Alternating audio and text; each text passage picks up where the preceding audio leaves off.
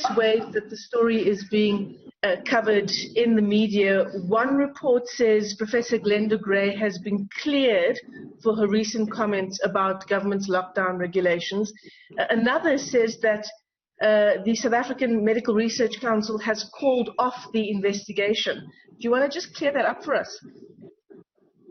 I think there was a fair amount of confusion as to who is responsible for who. We are entirely, as the SAMRC, actually supporting government, supporting the Department of Health. And I want that clarity to come forth. The second component to it is that our CEO, who's a prominent scientist, was appointed in her personal capacity to be part of the Ministerial Advisory Committee. We learned, of course, that there were within the Ministerial Advisory Committee differences in opinion, which obviously did not affect a function at the SAMRC. It was when that relationship was spilling over into the media that we were in contact with the Ministry of Health. And the Ministry of Health said, look, this has got nothing to do with the MRC, but what we'd want you to do is to make sure that the current scenario is in compliance with your own policies. In other words, the SAMRC policy. When we interrogated our own policies and we looked at the behavior that we had seen, we did not find any transgression of our own policies. The second component, of course, is we recognize that there was some dysfunctional relationship between the current CEO and the Ministry of Health, and we advised that, in fact, they should be able to go ahead and work on that and resolve them directly. Yeah, I mean, just in terms of the board, using its position, using perhaps its scope of power to, in those 48 hours, investigate what may have transpired.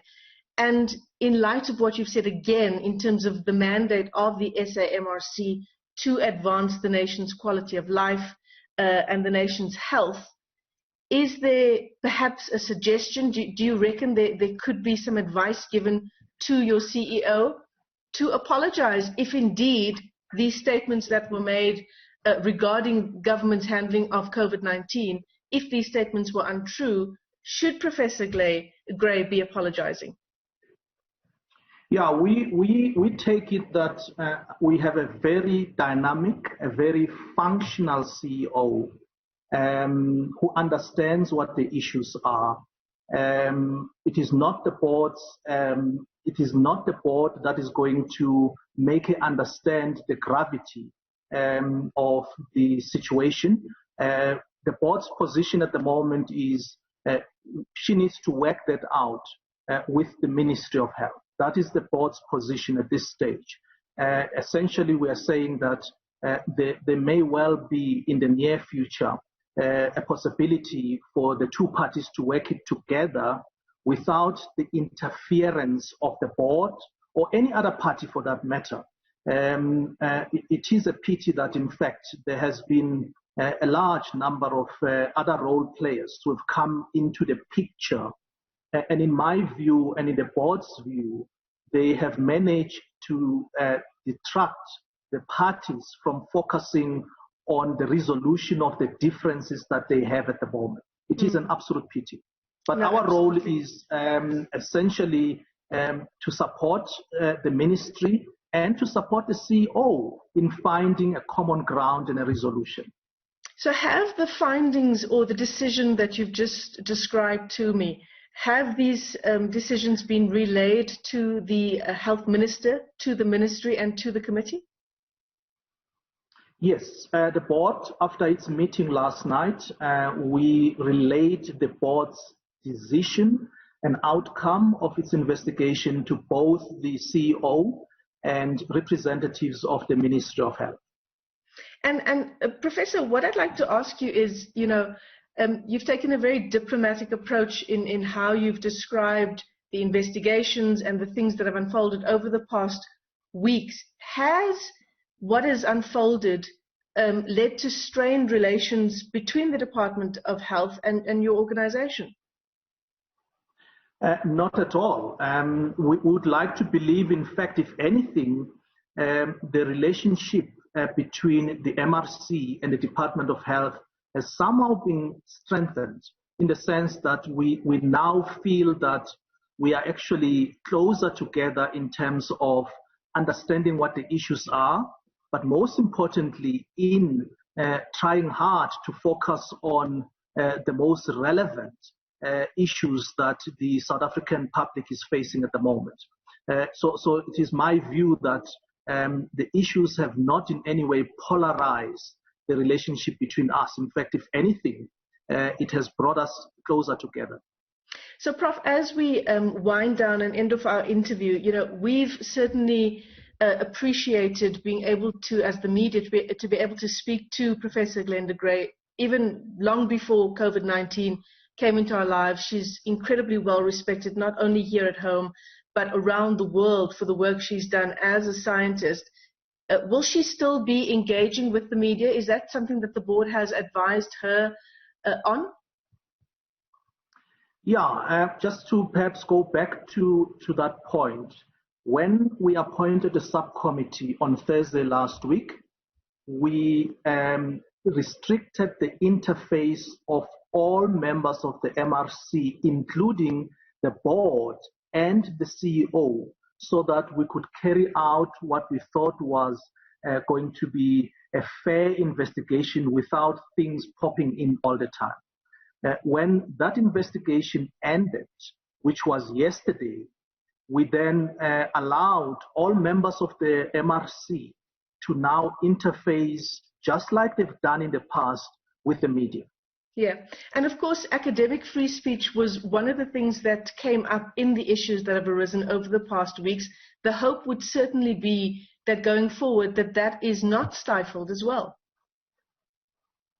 Well, I can't comment on that because I can't see a direct link between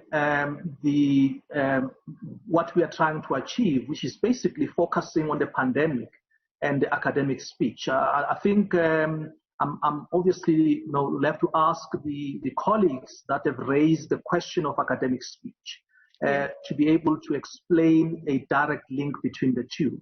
I'm an academic myself. I have no doubt in my mind that in a free world, certainly in a democracy, academic speech is important. But I cannot find a direct link between what I've just described to you and academic speech. Professor, any parting remarks from you as we end off this interview? I think, we're certainly at the very beginning of our fight against COVID-19, and politics does have a part to play in all of the issues that we face, but certainly there is a focus that is needed now on what South Africa needs in the midst of what is affecting the world, and we certainly don't need personal agendas getting in the way of that. I couldn't agree with you more. And in fact, in the statement that we issued, we advised the parties that can we find a solution of resolving this dysfunctional relationship speedily, so that all of us can focus on the real enemy. Our real enemy at the moment is actually COVID-19, and we shouldn't be dividing our attention. At least we shouldn't be distracted by anything else. If we focus, just to give you an indication, and that's what we communicated to the Ministry of Health, that in fact we're very proud of South Africa, not just us obviously as the MRC, but actually other organizations such as the United Nations and the World Health Organizations have expressed the same, that South Africa has provided leadership in this area. And it is an absolute pity that this emerged, and we hope that in fact we can get it behind us and start focusing on what we've done extremely well, continue to do what we've done extremely well. Professor Johnny Mahlangu, chairperson of the SA Medical Research Council, thank you indeed for your time on the AM report. We appreciate it.